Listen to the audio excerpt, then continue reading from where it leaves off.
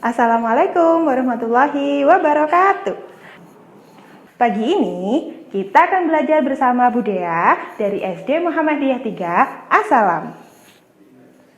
Selama 60 menit ke depan, kita akan belajar tentang perubahan wujud benda. Kira-kira ada yang tahu nggak? Benda itu apa sih? Yap, betul sekali. Benda adalah segala sesuatu yang menempati ruang dan mempunyai massa. Massa benda diukur dengan cara ditimbang. Manusia, hewan, dan tumbuhan merupakan contoh dari benda hidup, sementara batu, gelas, dan buku merupakan benda mati atau benda tak hidup. Ada perbedaan antara benda dengan bukan benda.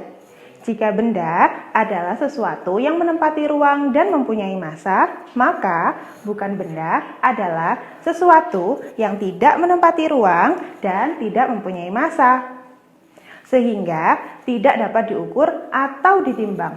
Contohnya adalah cahaya dan panas. Benda-benda di sekitar kita mempunyai beberapa sifat fisik loh. Sifat fisiknya antara lain ukuran. Benda yang ada di sekitar kita mempunyai beragam ukuran. Ada yang besar dan ada yang kecil. Ada yang panjang dan ada juga yang pendek. Kemudian bentuk. Benda-benda di sekitar kita mempunyai beragam bentuk. Ada yang bentuknya bulat, ada yang bentuknya kotak, ada yang bentuknya segitiga, ada yang lonjong, dan lain sebagainya. Dan yang terakhir adalah warna. Benda-benda yang ada di sekitar kita mempunyai beragam warna. Ada yang merah, biru, kuning, hijau, banyak sekali warnanya. Benda juga dapat dibuat dari bermacam-macam bahan loh. Ada benda yang terbuat dari kayu, kertas, plastik, kaca, logam, karet, dan lainnya. Yuk, mari kita pelajari bahan pembentuk benda. Benda yang terbuat dari kayu. Hayo, siapa yang tahu benda yang terbuat dari kayu? Pasti semuanya tahu, karena benda-benda di sekitar kita banyak yang terbuat dari kayu. Contohnya adalah pensil. Pasti kalian semua punya pensil di rumah kan? Setiap hari kita menggunakan pensil untuk menulis dan menggambar. Tapi, apakah kita tahu bagaimana cara pembuatan pensil? Mari kita cari tahu bagaimana langkah-langkah pembuatan pensil hingga akhirnya dapat kita gunakan dalam kegiatan sehari-hari. Let's go! Bahan baku pembuatan pensil ada dua, yaitu kayu dan lids. Lids disebut juga dengan isi pensil. Kualitas kayu sangat mempengaruhi kualitas dari sebuah pensil. Untuk mendapatkan kualitas baik, kayu yang dipergunakan batangnya berukuran sedang dan ringan. Kayunya memiliki serat lurus agar mudah dikerat dan permukaannya halus serta tidak mudah bengkok. Di samping itu pula, warnanya agak kemerahan, bersih, dan terang. Dari sekian banyak jenisnya, kayu yang biasa dijadikan bahan baku untuk membuat pensil adalah agatis, celutung, melur, pinus, dan bulai. Kita masuk ke proses pembuatannya yuk. Yang pertama adalah pemilihan kayu. Setelah batang-batang pohon ditebang dan diproses menjadi kayu, kemudian dipilihlah kayu-kayu yang mencukupi standar kualitas. Yang kedua adalah pengeringan. Kayu-kayu yang sudah mencukupi standar dikeringkan terlebih dahulu. Lalu kita masuk ke proses pemotongan. Setelah cukup kering, kayu tersebut dipotong-potong menjadi bagian kecil berbentuk balok-balok. Setelah itu, pembentukan. Balok dibentuk lagi menjadi lempengan-lempengan kecil yang disebut dengan slet sebelum nanti dibuat menjadi bentuk pensil. Pembentukan pensil dimulai dari pembuatan alur. Nah, di pembuatan alur ini, permukaan lempengan pensil diratakan terlebih dahulu, kemudian dimasukkan ke dalam mesin untuk dibuat alur yang akan diisi lid. Yang kedua, pemberian lem. Alur lid diberi lem untuk lid dengan alat khusus pemberi lem. Selanjutnya, pengisian lid. Pengisian lid pada slet dilakukan pada sebelah bagian dari slet sebelum disatukan dengan slet penutupnya. Setelah itu disatukan menjadi seperti sandwich. Kedua slet di atas disatukan seperti roti lapis atau sandwich dan direkatkan. Selanjutnya, ada proses molding atau pemotongan sehingga menjadi bentuk pensil. Slet yang sudah diisi dan disatukan dengan perekat, kemudian dipotong menjadi bentuk pensil. Setelah itu dilakukan proses pengecatan. Pengecatan dilakukan untuk menjadikan pensil lebih menarik dipergunakan dan dipasarkan. Kayu dapat dipilih menjadi bahan dasar benda. Mengapa?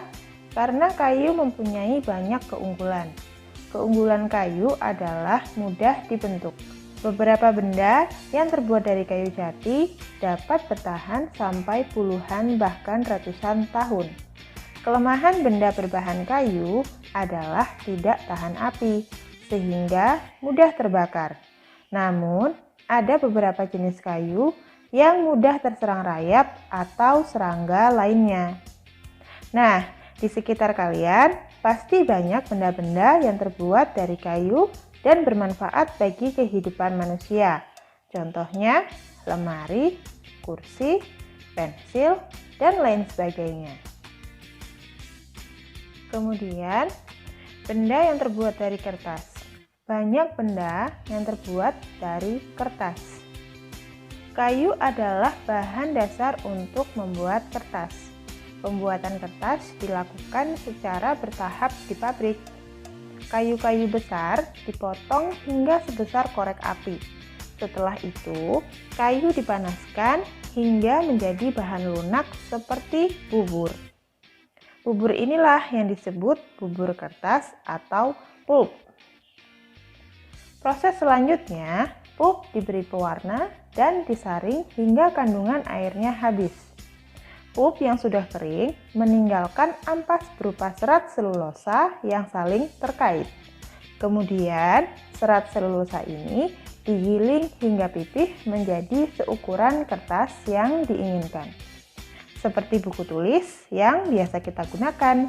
Contoh lainnya ada tisu, kardus, dan koran. Lalu, benda yang terbuat dari plastik.